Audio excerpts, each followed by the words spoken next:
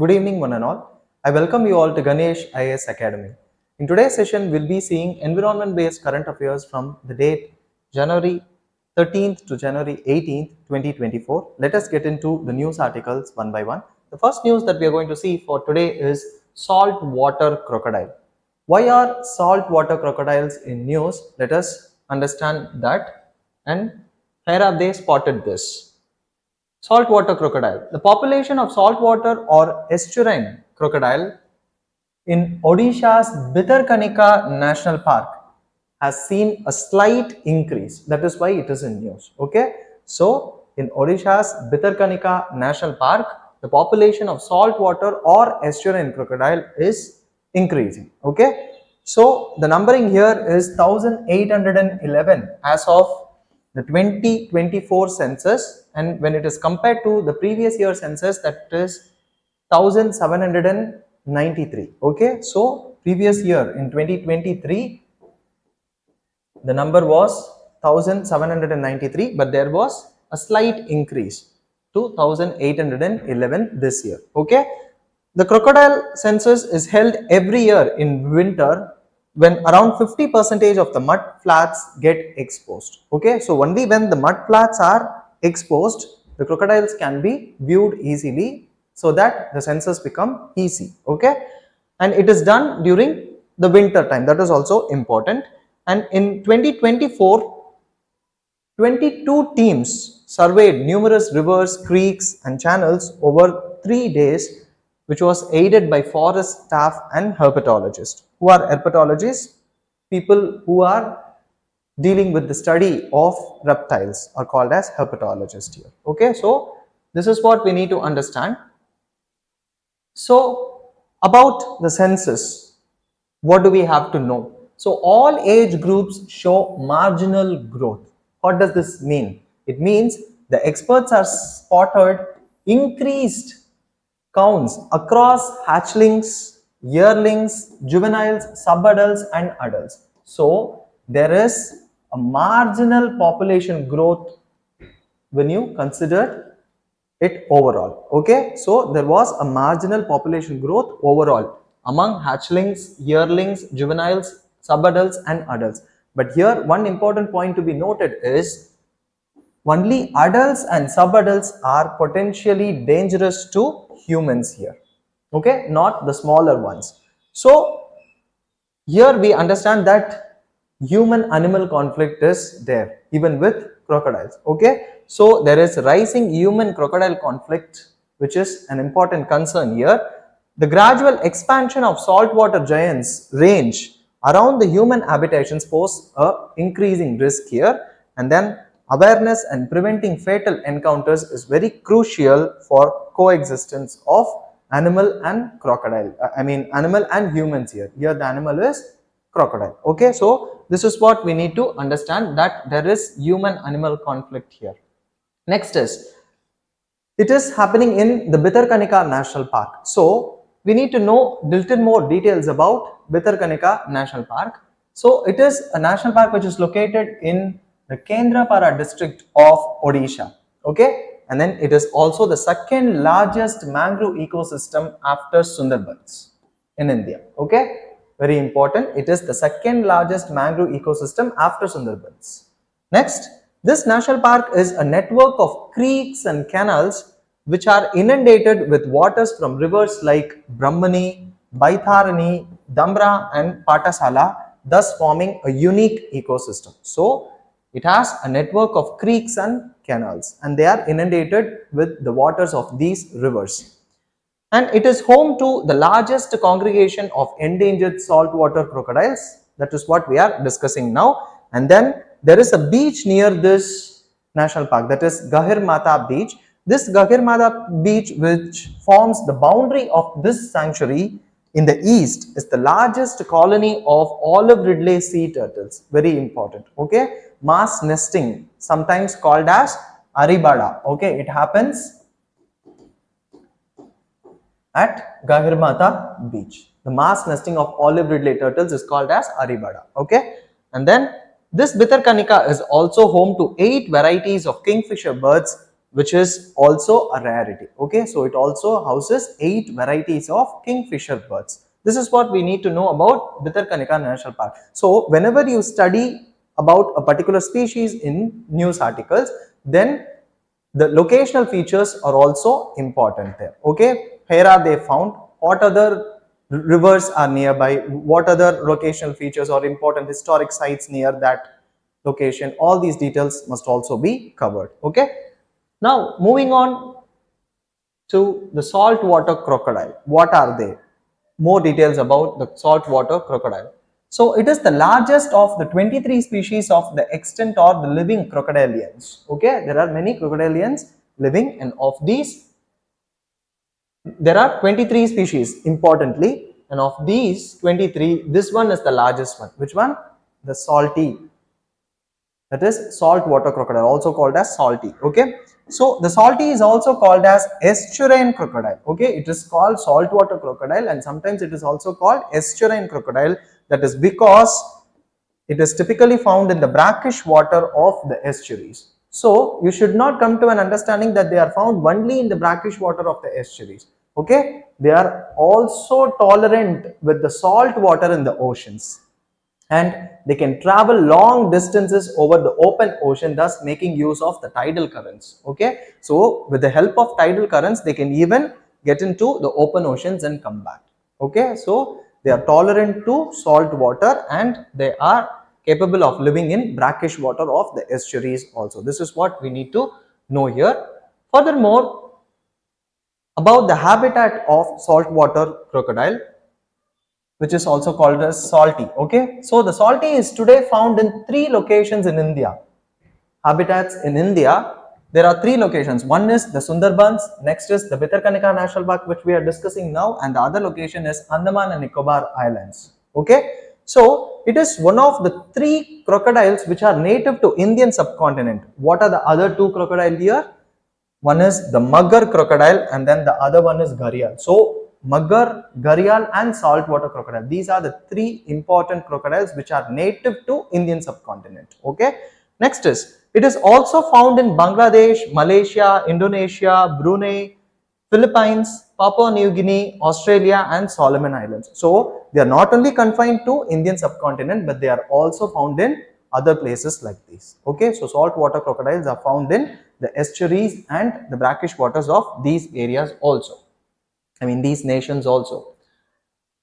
Next is, what are all the threats faced by the saltwater crocodile? The first threat is habitat destruction, fragmentation and transformation. So their habitat is destructed, their habitat is fragmented, and their habitat is transformed for some other activities. Okay, so habitat destruction is one main issue for biodiversity conservation. Okay, next is, fishing activities are done near their habitats, and then hunting for their meat. This is another threat that is faced by saltwater crocodiles. And then poaching for hide, for their skin. Hide is skin. Okay, so poaching for their hide, and then retaliatory killing, that is when human come in conflict with the animal, they might kill the animal. Okay, so retaliatory killing is another threat. And then the use of crocodile parts for medicinal purposes, this is also there.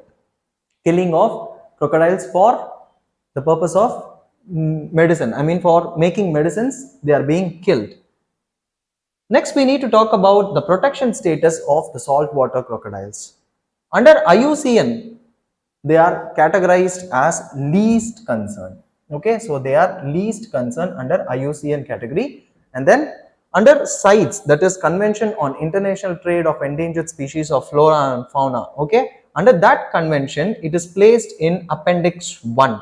Okay, and there is an exception here, except the populations of Australia, Indonesia and Papua New Guinea, which are included in Appendix 2, which means there are more number of saltwater crocodile in these areas, that is Australia, Indonesia and Papua New Guinea, and there are no much problems like international trade here. Okay, whereas in other area it is kept under Appendix 1, which means international trade and other things, and trade related threats are happening to saltwater crocodiles. Okay, so this is what we need to understand here when talking about CITES, because it is about international trade of endangered species of flora and fauna. And then under the Wildlife Protection Act of India 1972, it is placed in Schedule 1, which means highest priority is given for their conservation. Okay, so this is what we need to know about the saltwater crocodiles.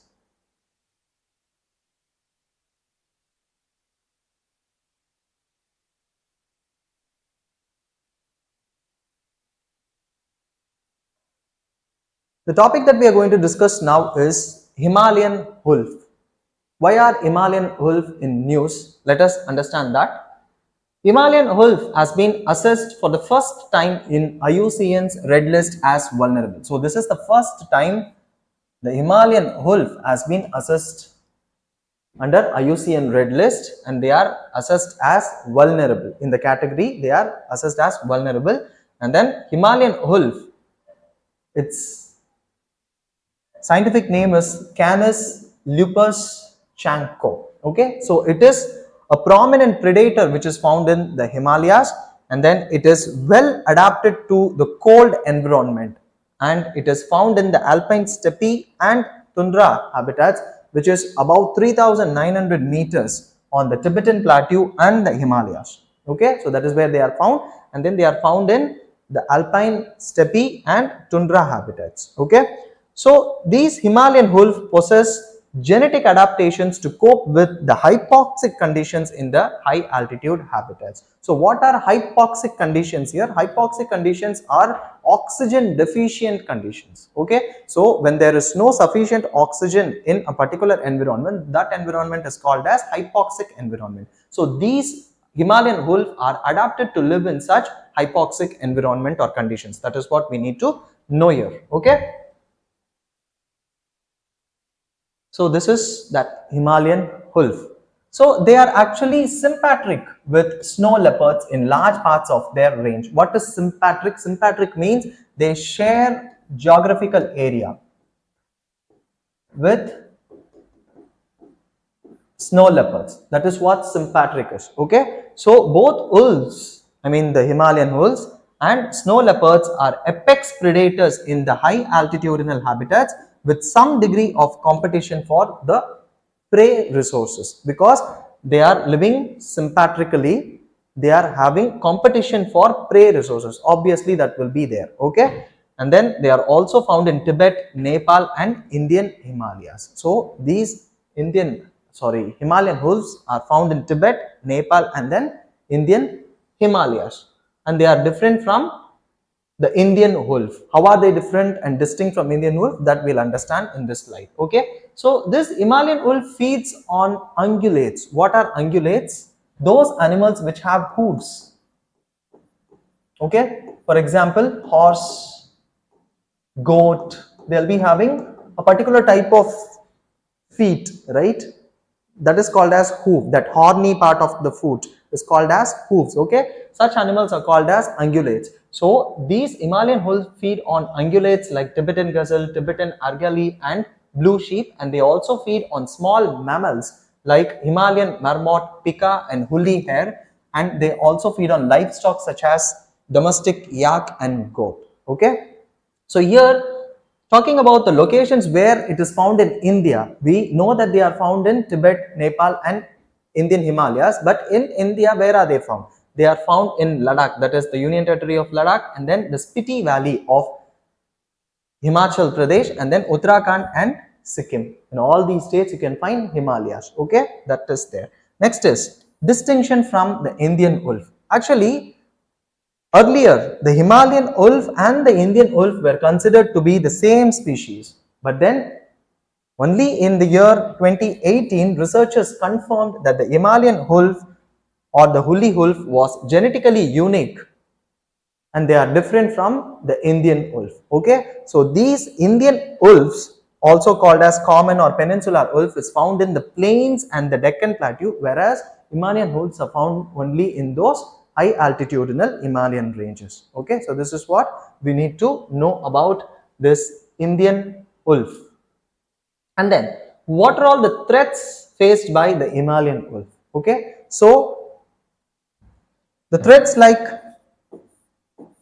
depredation conflict, that is man animal conflict, also called as depredation conflict, Habitat modification and encroachment. This is one major problem faced by many endangered species, that is habitat destruction or habitat transformation or modification. And then comes depletion of wild prey population. When prey population reduces, then the predator population will also reduce. Okay, so that because they are linked through a food chain or food web. Okay, so this will be there. And then hybridization with dogs. This is also a main problem when it comes to Himalayan wolves. They are being hybridized with dogs. Next is illegal hunting for fur and body parts, including paw, tongue, head and other parts. Okay, so this is also there, which are the threats to Himalayan wolf. Okay, so this is what we need to know about Himalayan wolves, because they have been recently included as vulnerable animals under IUCN Red List, and this category was first time done to Himalayan wolves. Okay, so that is why it is in news.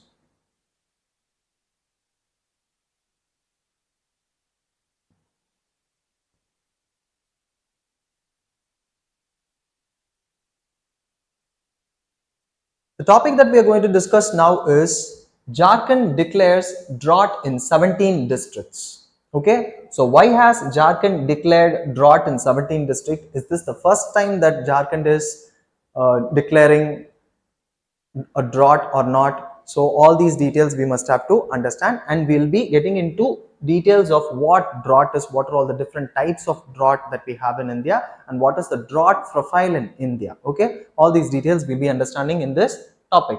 So Jharkhand government has declared 158 blocks in 17 districts of the state as drought affected, where about 1.5 million farmers were impacted.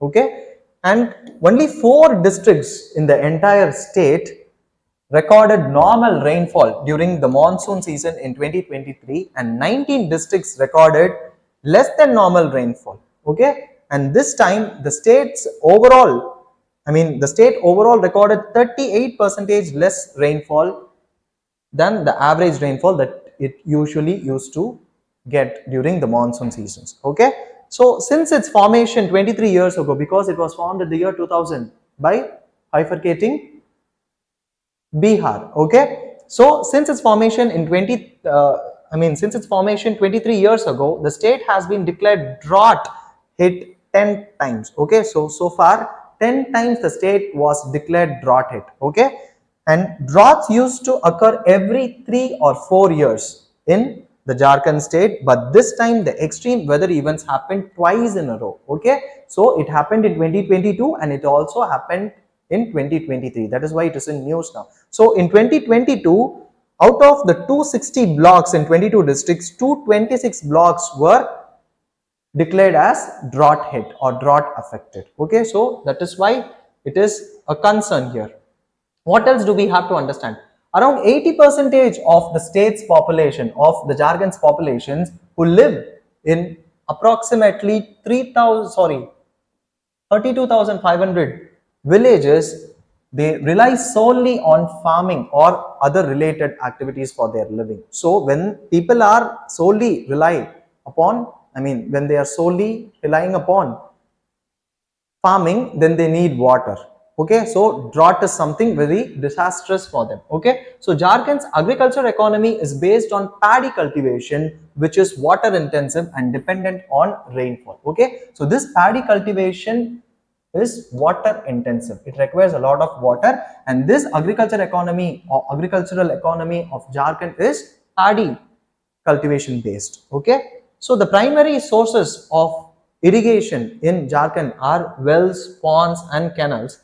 And then given the state's ongoing drought condition, Jharkhand government in 2022 decided to build 1 lakh wells and 1 lakh ponds under the irrigation schemes. And in addition to that, repairing hand pumps and checking dams on war footing was also made in 2022. Okay, and then the state government has also been directed to lift ban on works under MG Narega, that is Mahatma Gandhi National Rural Employment Guarantee Act of 2005. Under this, 100-day works are given, right? So the ban on those works were lifted. Okay, that is because Maximum irrigation arrangements can be made in rural areas through the construction and repair of ponds and water reservoirs. So this construction of ponds and water reservoirs are done by workers who come for that 100-day work under MG Narega scheme. Okay, so that ban was lifted. So according to the report released by the United Nations Convention to Combat Desertification, UNCCD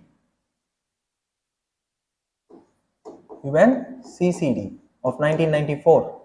Okay, so according to this convention, the frequency and duration of drought has increased alarmingly around the world since the turn of the century, of the 21st century. Okay, and drought contributes to 15% of the total natural disasters that is happening globally. Okay, so we are talking a lot about drought, but what is drought? That we need to define. Okay, so drought is deficient precipitation over a long period. So when there is less rainfall over a long period of time, that is called as drought, thus resulting in water shortage, causing adverse impacts on human and also larger ecological scenarios. And this drought occurs from erratic rainfall and its distribution, but the spread and the intensity of drought depends on many factors. So the major cause here is deficient precipitation or erratic rainfall and its distribution. Okay, but then its spread and intensity, the spread of drought and the intensity of the drought is dependent on many other factors like surface and groundwater resources that is there in that particular location, agroclimatic features of a particular location, crop choices that the farmers make, socio-economic vulnerabilities of the population who are living in that area. So all these factors are also to be considered when we discuss about the effects or the intensity of drought in a location. Okay, so what is the drought profile in India? Where extreme drought is faced, where severe drought is faced, and where moderate drought is faced. This is what we need to know. So extreme drought affected areas in India are Rajasthan, especially not the entire Rajasthan state, but the areas which are west of the Aravalli Hills and Kutch regions of the Gujarat. Okay, so the Kutch region of Gujarat and then the area which is to the west of the Aravalli Hills in the state of Rajasthan. They are extremely drought affected areas.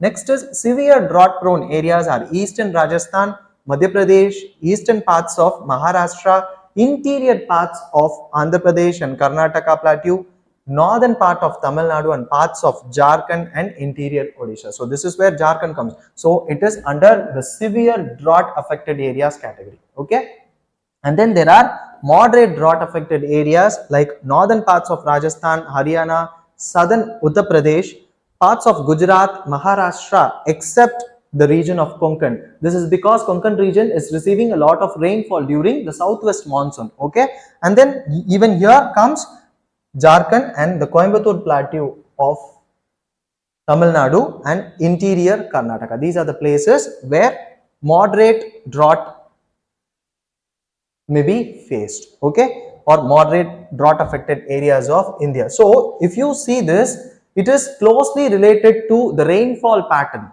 in India. Okay, so wherever the rainfall is less than 70 centimeter or 75 centimeter, then drought is prone to happen in those areas. This is what we need to understand in a broader sense. Okay, what else do we have to know? What are all the characteristics of drought? Okay, how do we characterize drought? First thing is slow onset disaster. Okay, drought is also a disaster, just like earthquake, just like tsunami and other things.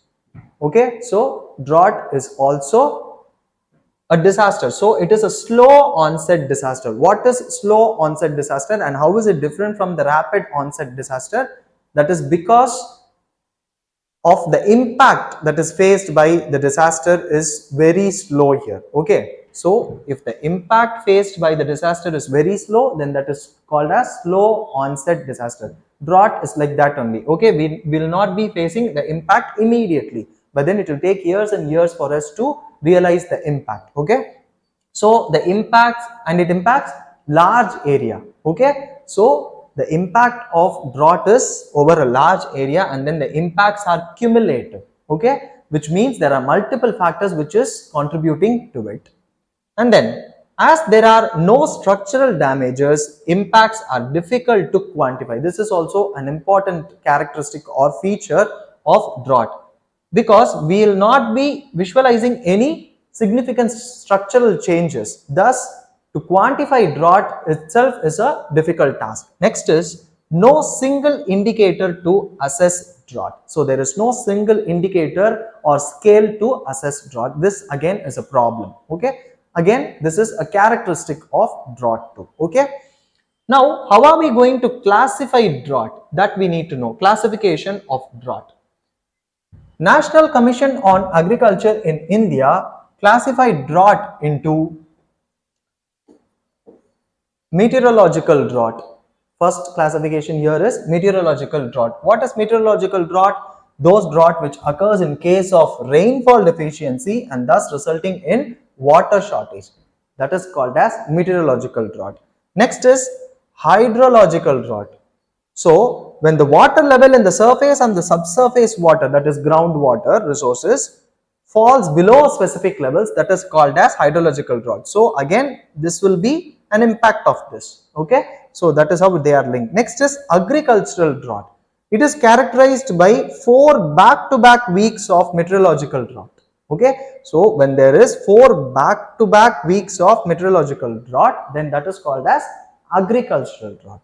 And then comes ecological drought, is when the productivity of the ecosystem fails due to shortage of water. Okay, so when there is shortage of water, because water is one important abiotic factor which decides the productivity of an ecosystem. So when there is shortage of water, the productivity of the ecosystem is affected, and when that is happening, that is called as ecological drought. Okay, so this is what we need to know about this particular topic, that is drought, which is recently declared in 17 districts of Jharkhand. Okay.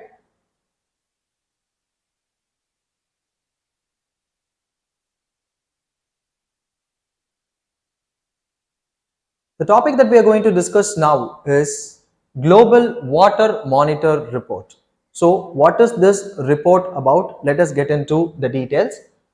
The 2023 Global Water Monitor Report reveals over 77 countries endured their highest average annual temperatures in the last 45 years. So, in the last 45 years, over 77 countries have endured their highest average annual temperatures in the 45 years. Okay, so the unprecedented heat manifested across all seasons, influencing precipitation pattern along with water budgets. Okay, so this is very unprecedented. Okay, and then this global water monitor, what does it do or how does it help?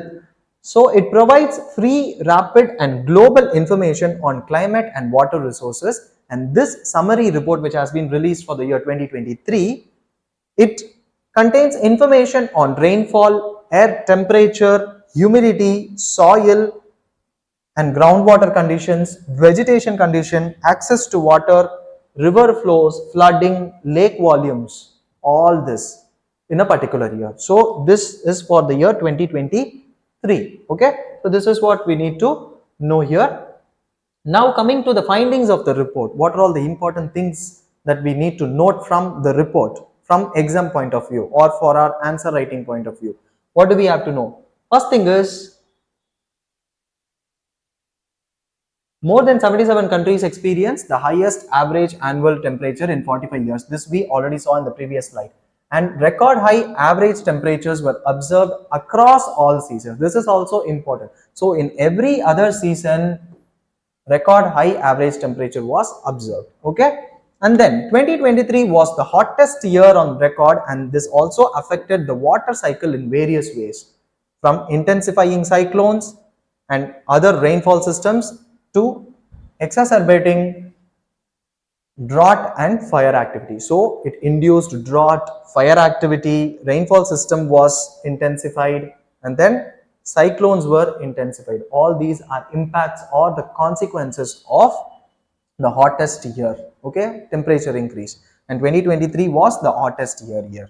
Next is global water cycle was influenced by shift to El Nino conditions. Okay, this we are seeing continuously in news that El Nino is happening and it is influencing the climate, the weather pattern in India, okay, and all over the world. Okay, so the global water cycle is influenced by the shift to El Nino condition. What is this El Nino condition? It is a climate anomaly that occurs in the Pacific at intervals of 2 to 7 years, and it is very erratic. We cannot predict that when will El Nino happen. Okay, and then it was also influenced by increasing sea surface temperature due to global warming, which was influenced.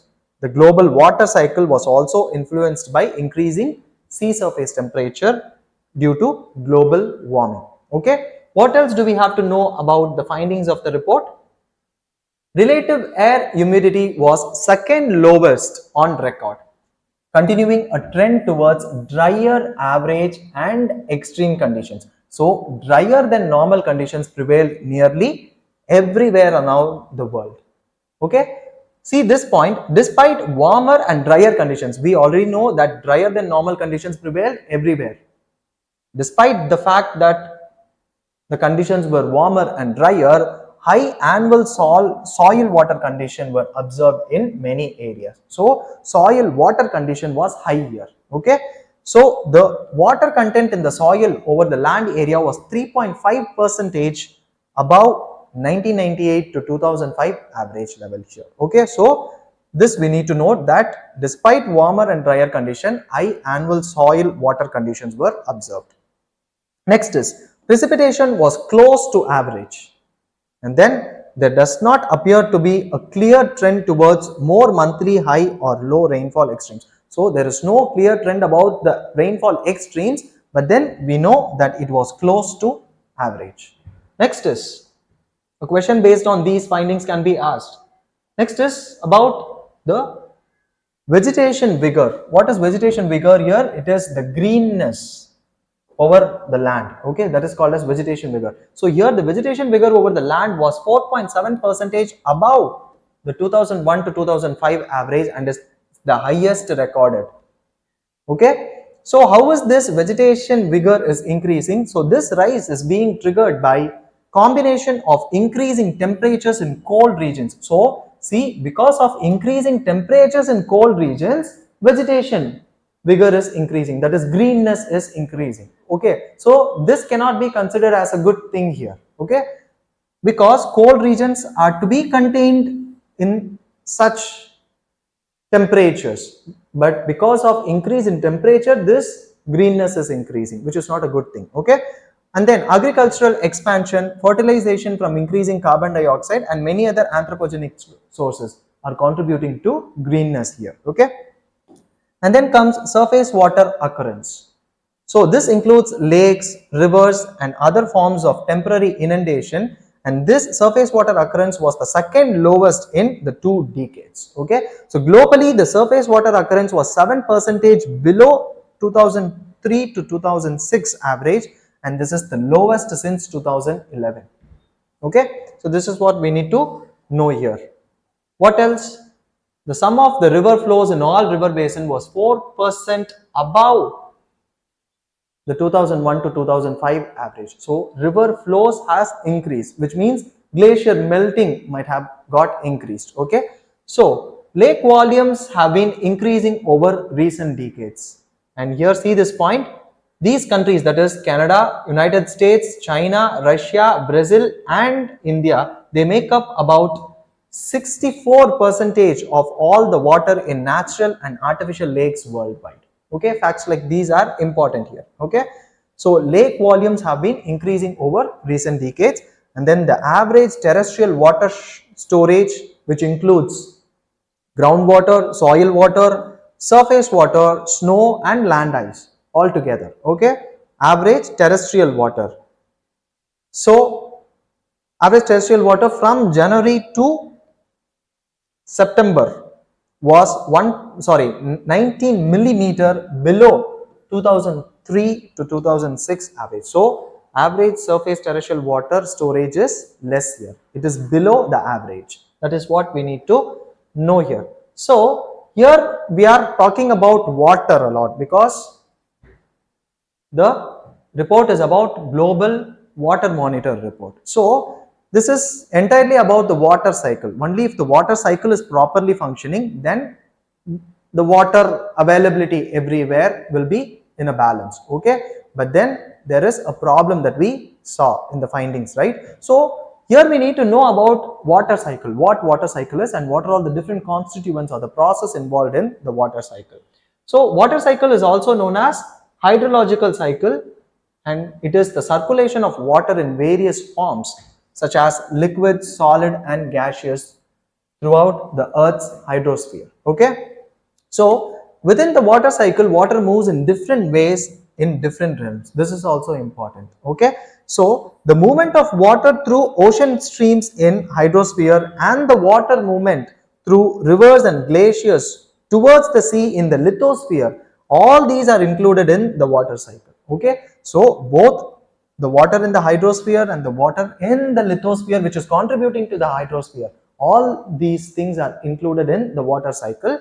And what are all the components here of water cycle? So water is said to be stored in the following reservoirs, that is atmosphere, ocean, lake, river, glacier, soil, snowfield and groundwater. These are all the reservoirs of water here, and then the water is moved from one reservoir to the another through evaporation. This is one process where the liquid is converted into gas, water vapor. Okay, and then condensation, where the water vapor condenses into liquid. Precipitation, when the condensation is more, they form precipitation. Okay, they fall as rainfall, that is precipitation. And then runoff through the fields, through the plains, and then comes infiltration, when the water is getting into the deeper levels of the lithosphere, then that is called as infiltration, and they are getting stored in the aquifers, that is infiltration here.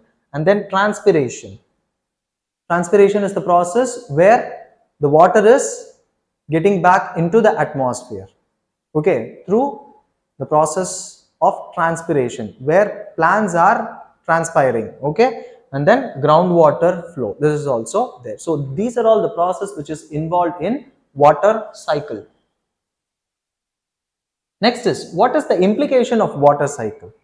Okay, we already saw, because of a disturbance in the water cycle, many things are affected. From the findings of the report, we discussed all this. But what are all the general implications of water cycle?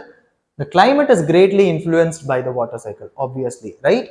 And then the temperature on the earth would rise dramatically if the water cycle's evaporative cooling action was not there. Okay, so this evaporation process is actually leading to a cooling action. Okay, it cools down the atmosphere, that must be there, else the temperature on the earth would rise dramatically. Next is, other biogeochemical cycles are influenced by water cycle. There are many biogeochemical cycles like carbon cycle, sulfur cycle, phosphorus cycle and other things. Okay, nitrogen cycle and other things. So all these biogeochemical cycles are influenced by the water cycle disturbance. Next is, water cycle has an impact on all living processes on the planet, obviously, right?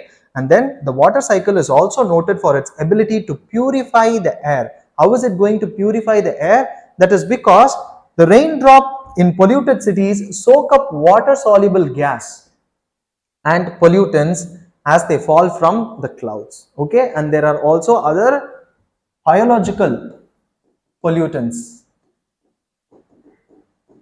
like bacteria and other things which is in the atmosphere. They are also trapped by the rainfall that is falling down. So it acts as a purifying agent. That is also an important point to be noted. So these are all the implications of water cycle that we have to understand.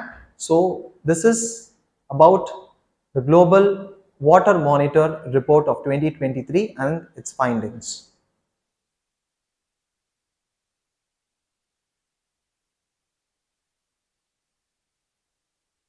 The topic that we are going to discuss now is Punganur cows. Why are Punganur cows in news? Let us understand that. Prime Minister Narendra Modi recently fed Punganur cows from Andhra Pradesh at his Delhi residence on Pongal or Makar Sankranti festival. That is why it is in news. This is how we have to link a news article to UPSC preparation. Okay. So, what are these Punganur cows? It is an indigenous breed which is native to Chittoor district in Rayalaseema region of southern Andhra Pradesh. Okay, so it belongs to or it is native to Andhra Pradesh. This is one important point to be noted. Next is they are a unique dwarf breed. Okay, so they are dwarf, which means they are short-heighted breed, which is considered to be the shortest humped cattle in the world. Okay, so they are the shortest humped cattle in the world. Their small size makes it easy to keep them at home. Okay, so there is no need of separate stable and other things or separate cattle pen for them, but then even they can be grown at home. Next is, so this is how it looks. Punganur cow looks. They are short-heighted and they are also humped. They also has a hump. So they are the shortest humped cattle in the world. What else do we have to know? The Punganur cow were once on the verge of extinction and their numbers were just 3,000 heads of cattle across the country, across India. Okay. However, in recent years, these numbers has increased. Okay. So it is because of the efforts taken by the state government and the central government, and of all the pure breed of Punganur cows that is available, according to 2019 livestock census, which recorded the largest number, that is 8,806 only in Andhra Pradesh. Okay, so its number got reduced to 3,000 heads on the total, but then because of conservation efforts, its number increased to 8,806 in the year 2019, according to 2019 livestock census here. Okay, and this is only in Andhra Pradesh. And there are also many other states where you can find these Punganur cows. That is Telangana, which has 977, Karnataka, which has 66, Kerala, which has 15, Maharashtra, which has 6, and then Tamil Nadu again 6. Okay. So the center and the Andhra Pradesh government have taken several steps for the conservation of this indigenous breed, that is Punganur cow. Okay. So this is what we need to know about the Punganur cows and why are they in news. All these details we have understood clearly. Okay, so with this we have come to end of today's session. I hope you found the session to be very useful and informative. Let us see in the next session. Thank you all.